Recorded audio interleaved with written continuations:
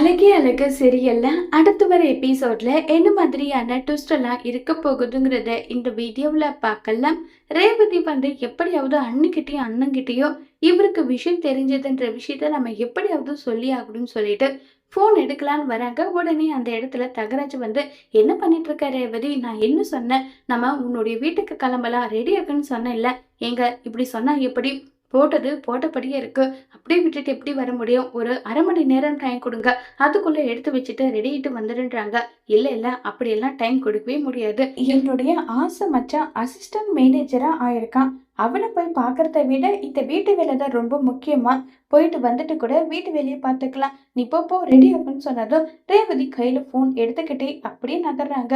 உடனே தங்கராஜ் ரேவதி ஒரு நிமிஷம் சொன்னதும், ஏங்க ரெடி ஆகுன்னு சொன்னீங்க, ரெடியாக போனா உடனே கூப்பிடுறீங்க, எனக்கு உங்களுக்கு பிரச்சனை சொல்றாங்க, எனக்கு எந்த பிரச்சனையும் இல்லை, இப்ப நீ ரெடி தானே அங்க போற, அதுக்கு எதுக்கு உங்ககிட்ட போனை இங்கே வச்சுட்டு போன்றாங்க, ஏங்க இதுல உங்களுக்கு கூட சந்தேகமா, நான் யார்கிட்டங்க பேச போறேன், அப்படியெல்லாம் ஒரு சந்தேகமும் கிடையாது, பொண்ணுங்களை பத்தி எனக்கு தெரியாதா, போன் பார்த்துட்டே உட்காந்துட்டு இருப்ப, ரெடி எல்லாம் நீ ஆக மாட்ட, முதல்ல நீ ரெடியாக்கு, போன் அப்புறம் பாத்துக்கலாம்னு சொல்லிட்டு ரேவதி கிட்ட இருந்து போனை வாங்கி வச்சுக்கிறாங்க.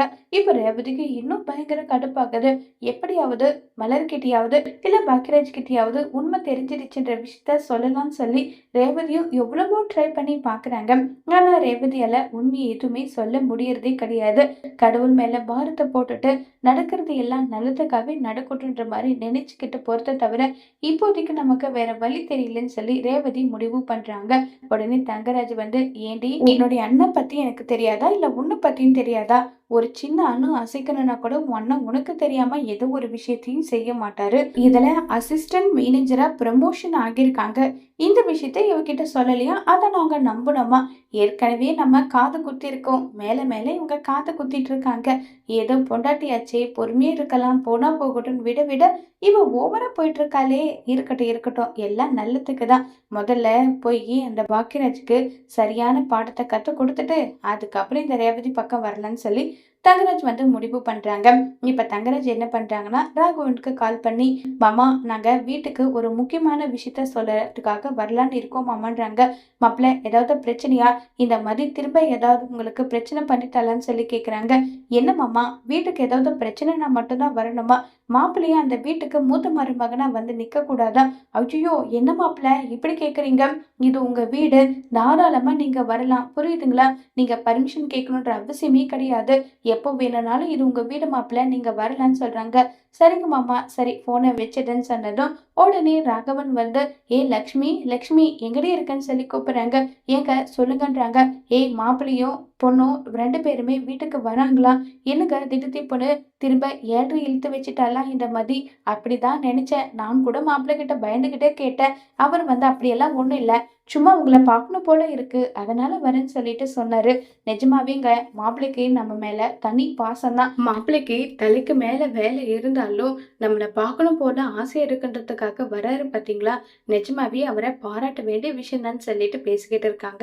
ஏ மலரு மலரு எங்கடி இருக்க, ஏங்க இப்பெல்லாம் ஒரு முறை கூப்பிட்டாலாம் வர்றதே கிடையாது, நம்ம தொண்டை தண்ணி வத்த கத்துனுங்க, அப்பதான் நிக்கிறாளேன்னு சொல்லி மலரை பத்தி தப்பா பேசுறாங்க.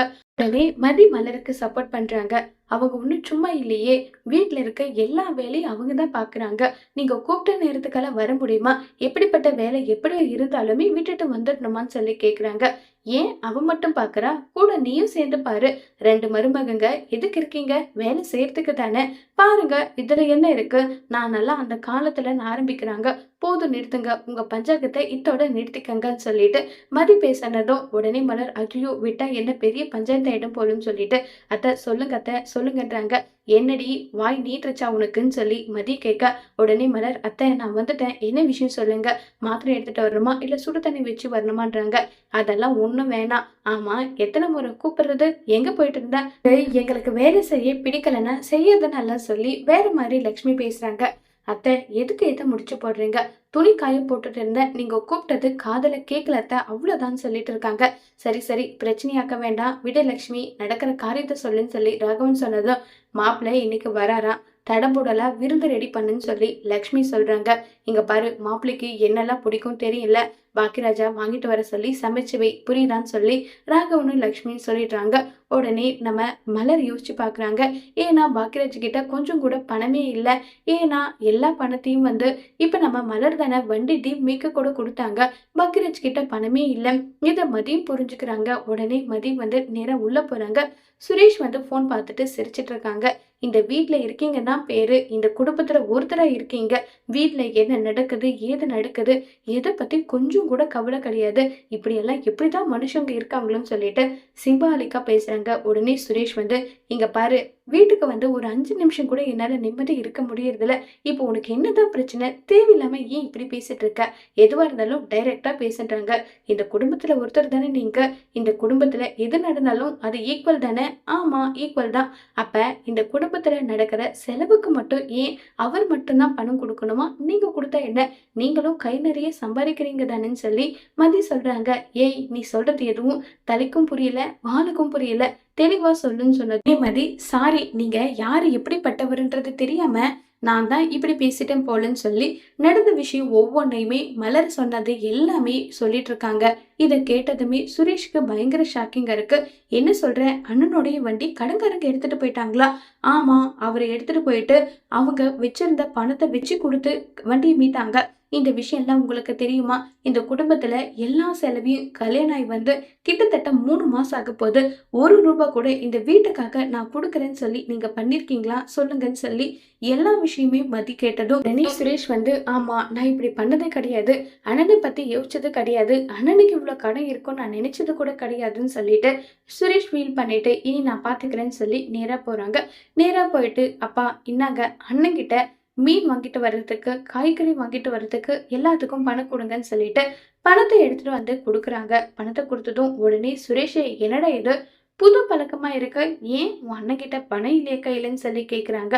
இல்ல அப்படி எல்லாம் ஒண்ணும் கிடையாது, இன்னும் இத்தனை நாளைக்கு தான் அண்ணனே வீட்டு செலவு பாப்பாரு, நானும் என்னுடைய ஷேரை கொடுக்கணும் இல்லைன்னு சொல்லி சுரேஷ் சொல்றாங்க. உடனே மதியம் முறைச்சு பாக்குறாங்க லக்ஷ்மி.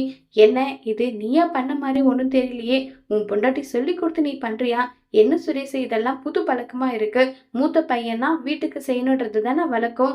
ஏன் பாக்கியராஜ் செய்ய மாட்டேன்னு ஏதாவது சொன்னானா? ஏடி மலரு, உன் புருஷன் குடும்ப செலவை பாத்துக்கிறதுல உனக்கு ஏதாவது பிரச்சனையான்னு சொல்லி கேட்க உடனே மலர் அப்படிலாம் ஒண்ணும் இல்லத்த, எனக்கு உள்ள வேலை இருக்குன்னு கிளம்பி போயிடுறாங்க. உடனே சுரேஷ் நேரா மலர் கிட்ட போயிட்டு, அண்ணி என்கிட்ட மதி எல்லா விஷயத்தையும் சொன்னா, அண்ணனுக்கு இப்படி ஒரு கஷ்டம் வரும் நான் நினைச்சு கூட பார்க்கல. இனி எல்லா பிரச்சனையும் நான் பாத்துக்கிறேன், அண்ணனுடைய கடனை மொத்தல எல்லாத்தையுமே கட்டி முடிக்க சொல்லுங்கன்னு சொல்லி சுரேஷ் மலருக்கு ஆறுதலா பேசுறாங்க. சுரேஷ் நினைச்சது நடக்குமா இல்ல அதுக்கு தங்கராஜ் என்ன முற்றுப்புள்ளி வைக்க போறாங்கிறத வரப்போற எபிசோட்ல வெயிட் பண்ணி பார்க்கலாம். தேங்க்யூ.